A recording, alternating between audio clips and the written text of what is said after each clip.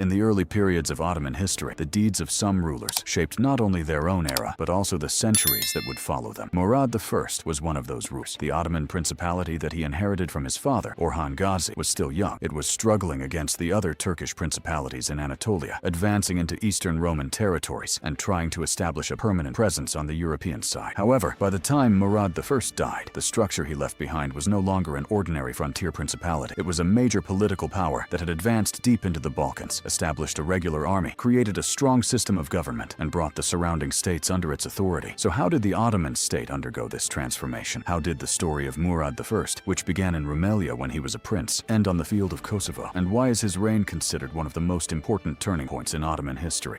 Murad was born in 1326. His father was Orhan Gazi, and his mother was Nilüfer Hatun. In the sources, he was mentioned by different titles, such as Murad Bey, Gazi Hunkar, and Hudavendigar. Hudavendigar was a powerful title meaning ruler or master, and over time it became closely associated with his name. He became acquainted with state administration while he was still a child. Before setting out on his campaign to Izmit, Orhan Gazi entrusted him with the administration of Bursa and its surroundings. Murad was approximately 12 years old at the time. Lala Shahin, who had been responsible for his education since childhood, was beside him. It was not possible for a prince to be raised as a ruler only through lessons given in the palace. He had to become familiar with cities, command soldiers, establish relations with local administrators, and enter the battlefield when necessary. However, the real major change in his life took place with the death of his elder brother, Süleyman Pasha, in 1357. Süleyman Pasha was the person who had played an important role in the Ottoman crossing into Rumelia and had directed the advance in Europe. His unexpected death created a major vacuum in Rumelia. Murad was appointed to fill this vacuum. He was sent to Rumelia together with experienced commanders of the period, such as Lala Shahin, Evrenos Bey, and Hacı İlbey. Thus, an extremely important period began for the future ruler Murad, not only militarily, but also politically.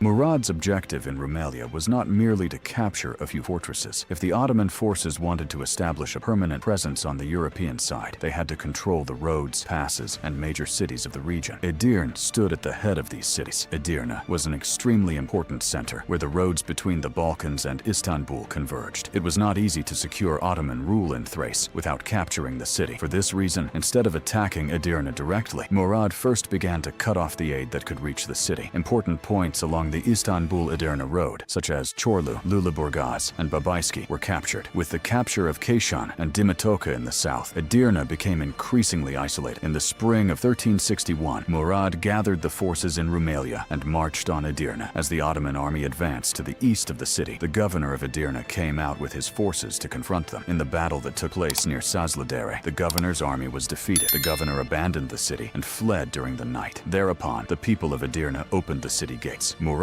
entered Edirne together with his army. This conquest was not an ordinary city conquest in Ottoman history. Within a short time, Edirne became the most important Ottoman center in Rumelia. From there, it became much easier to organize campaigns into different regions of the Balkans. A palace would later be built there, and Edirne would become one of the most important centers of Ottoman administration.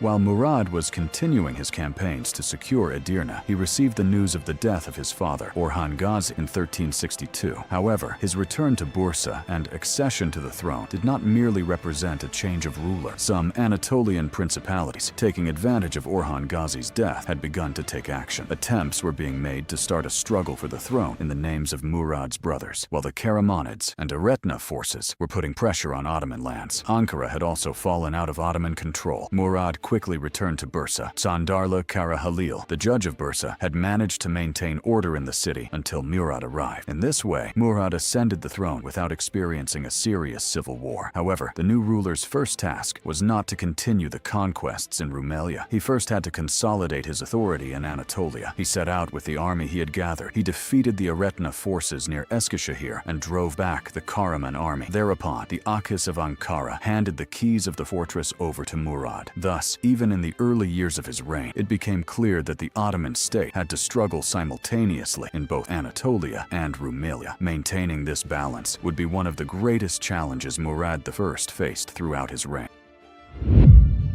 Having temporarily eliminated the danger in Anatolia, Murad I once again turned toward Rumelia. However, at that time, the Ottoman presence in Europe was under serious threat. In 1366, Crusader forces led by Amadeus VI, Count of Savoy, captured Gallipoli. Gallipoli was the key point of passage between Anatolia and Rumelia. Losing it could have made it difficult to transport Ottoman soldiers to the European side. He continued to expand Ottoman rule in Thrace and capture the fortresses surrounding Istanbul. Several fortresses around Satalka, as well as Idos, Karinabad, Pınarhisar, Kırklareli, and Vize came under Ottoman control. This advance caused serious concern in Istanbul. The Eastern Roman Empire was no longer losing only its territories in Anatolia. Its capital, Istanbul, was becoming increasingly surrounded by Ottoman lands. Although the Eastern Roman Emperor John V traveled to Europe in search of assistance from the West, he failed to receive the support he expected. Eventually, the Eastern Roman Empire was forced to reach an agreement with Murad I. The emperor agreed to pay tribute to the Ottoman ruler and to provide soldiers for his campaigns when necessary. The fact that the Eastern Roman Empire, once the greatest political power opposing the Ottoman principality, had become subject to the Ottoman ruler was extremely significant. The Ottomans were no longer a force conducting temporary campaigns in Rumelia. They had become one of the central powers in Balkan politics. One of the most important developments of Murad I's reign was the Battle of Chernomen, which took place in 1371. Concerned by the Ottoman advance in the Balkans, the Serbian forces gathered a large army. Their objective was to march on Edirne and drive the Ottomans out of the region. The Ottoman forces were fewer in number. Despite this, the troops under the command of Haçı İlbey launched a sudden night attack. Caught unprepared, the Serbian army suffered a heavy defeat. The victory at Chernomen changed the political balance in the Balkans. Many local rulers in Macedonia and the surrounding regions were forced to recognize Ottoman supremacy. Some agreed to pay tribute, while others agreed to provide soldiers to the Ottoman army when necessary. In this way, rather than governing every region directly, the Ottomans began to advance by turning local rulers into their vassals. This method was one of the most remarkable features of Murad I's Balkan policy. In regions that had been conquered or made dependent, the existing rulers were not always completely removed. They could remain in their positions as long as they recognized Ottoman rule. In this way, the Ottomans were able to control large regions with relatively limited forces. Following the victory at Chernomen, and with the Eastern Roman Empire also agreeing to pay tribute to the Ottomans, Murad I became one of the most powerful rulers in the Balkans. The dangers faced by Murad I did not come only from outside. In 1373, his son Savcı Bey rebelled together with Andronikos, the son of the Eastern Roman Emperor John V. Both princes wanted to seize the thrones of their fathers. Savcı Bey proclaimed himself the Ottoman ruler, while Andronikos proclaimed himself the Eastern Roman Emperor. This joint rebellion posed a major threat to both rulers. Murad I and John V acted together and defeated the forces of their sons. Savcı Bey's rebellion was suppressed, and he was severely punished. This incident revealed the harsh side of Murad I's character. Although the sources describe him as a just and merciful ruler, it is clear that he could act with extreme severity against movements that threatened the unity of the state. This was because, in the political environment of the 14th century, a prince's rebellion was not merely a family dispute. Such a rebellion could have caused the fragmentation of the state, attacks by rival principalities, and the loss of all the gains made in Rumelia. For Murad I, the survival of the state took precedence over family ties. It would be incomplete to explain Murad I's success only through his conquests. During his reign, the Ottoman administration and army also changed considerably. As the Ottoman principality expanded, the military structure based on old tribal forces began to prove insufficient. A more regular army was needed to conduct long campaigns in the Balkans, besiege major fortresses, and maintain forces in both Anatolia and Rumelia at the same time. During the reign of Murad I, the foundations of the Kapıkulu system and the Janissary organization were laid. The formation of military forces directly loyal to the ruler at the center increased the power of the Ottoman Sultan. The office of beylerbey was developed to administer military and administrative affairs in Rumelia. Lala Şahin Pasha was appointed as the beylerbey of Rumelia. Statesmen such as Sandarlı Kara Halil and later his son, Sandarlı Ali Pasha, played an important role in helping the administration develop into a more organized structure. The revenues of conquered lands were distributed distributed as timars in order to raise soldiers and ensure the security of the region. In this way, the Ottoman army began to move beyond being a force composed only of tribal troops that gathered during times of war. The navy also developed during the reign of Murad I. Centers such as Gallipoli and Aydınçuk were used as naval bases. In summary, during the reign of Murad I, the fundamental elements of the classical Ottoman military and administrative system began to take shape. The Ottoman Principality was no longer merely a warrior community that carried out conquests. It was transforming into an organized state that governed its territories, maintained soldiers, collected taxes, and established long-term political objectives. While Murad I was advancing in the Balkans, he could not neglect Anatolia. The Karamanids, in particular, were among the Ottomans' most powerful rivals in Anatolia. After Karamanolu Alauddin Bey attacked the territories of the Hamidids, Murad I launched a major campaign in 1386. The Ottoman and Karaman armies confronted each other at a place known as Frankfurt. This war was not merely a struggle between two principalities. It also revealed the difference between a regular army and traditional tribal forces. The Ottoman army won the battle. Karamanolu Alauddin Bey withdrew to Konya, and the city was placed under siege. However, this war also had an interesting family dimension. Alauddin Bey's wife, Nefise Hatun, was the daughter of Murad I. Nefise Hatun appeared before her father and asked him to pardon her husband. Murad I forgave Alauddin Bey on the condition that he appear before him and acknowledge his submission. This event demonstrated how complicated the political marriages of the period could become. Members of the same family could confront one another on the battlefield because of the interests of different states. During the final years of Murad I's reign, the Ottoman advance continued in different parts of the Balkans. Campaigns were organized against Sers, Kavala, and Thessaloniki. Thessaloniki came under Ottoman rule after a siege that lasted for several years. The frontier forces led by Evrenos Bey advanced toward western Macedonia, Albania, and Thessaly. Turkmen and Yuruk communities brought from Anatolia were settled in the plains of the Vardar and Seres. This settlement policy aimed not merely to capture the conquered territories militarily, but also to bind them permanently to the Ottoman order. As cities such as Monastir, Prilep, and Shtip were captured, Ottoman forces advanced deep into Albania. The victory won on the plain of Savra in 1385 became one of the starting points of Ottoman rule in Albania. Murad I was now governing a vast political region extending from Bursa to Kosovo and from Edirne to Albania. However, this rapid advance began to bring the Balkan rulers together once again.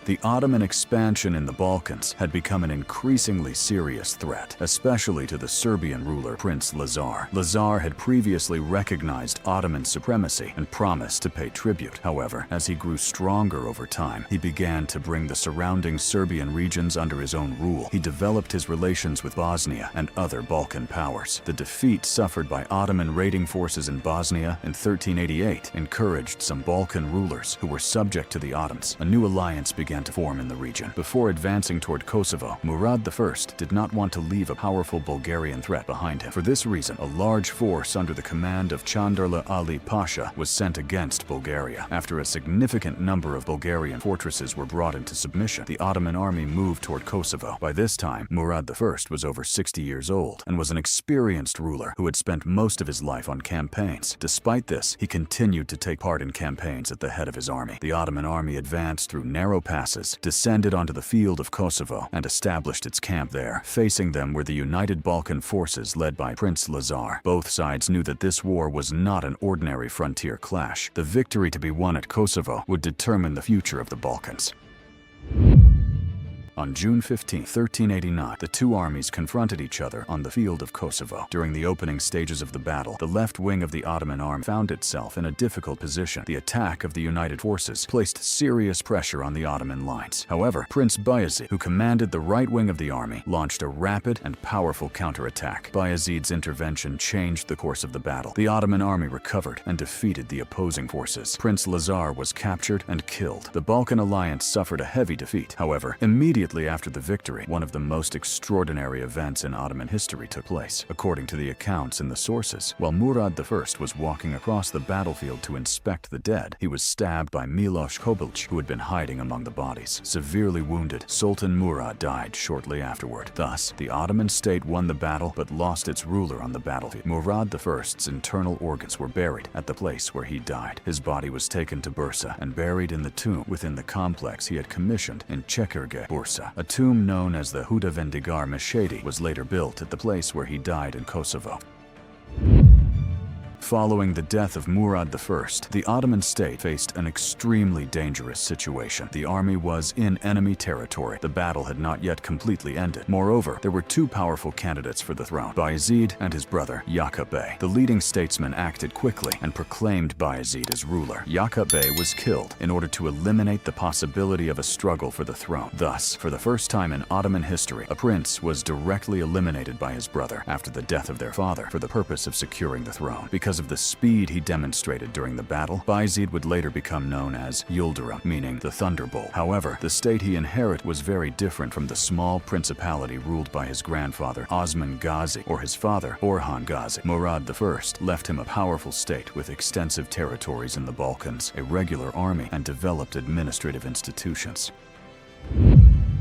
Murad I remained on the Ottoman throne for approximately 27 years. When he ascended the throne, Ottoman territories consisted mainly of Bursa and its surroundings, together with newly conquered regions in Thrace. By the time of his death, Ottoman influence extended from Anatolia to Bulgaria, Macedonia, Serbia, and Albania. However, his true achievement was greater than the size of the territories he conquered. During the reign of Murad I, the Ottoman state became, for the first time, a state that truly existed on two continents. Edirne became the new administrative center in Rumelia, the office of the beylerbey, the timar system, the Kapıkulu forces, and the central administration developed. Local rulers in the Balkans were connected to the Ottoman system through the payment of tribute and the provision of soldiers. The conquests were made permanent through settlements carried out from Anatolia to Rumelia. The Ottomans, who had taken their first step into Europe during the reign of Orhan Gazi, became one of the most influential powers in the Balkans during the reign of Murad I. For this reason, the story of Murad I is not merely the story of a ruler whose life was spent on battlefields. It is the story of a small principality transforming into a great state, and the ruler who stood at the head of this transformation was Sultan Murad Hudavendigar, who remained beside his army until the final moment of his life. However, the military and administrative order he established became one of the foundations that enabled the Ottoman state to continue expanding for centuries. What do you think was Murad I's greatest achievement? Was it the conquest of Edirne? Was it the reorganization of the Ottoman army and state administration? Or was it making Ottoman rule in the Balkans permanent? Share your thoughts in the comments. Do not forget to subscribe to Chronora to continue exploring the states, rulers, and turning points that changed world history.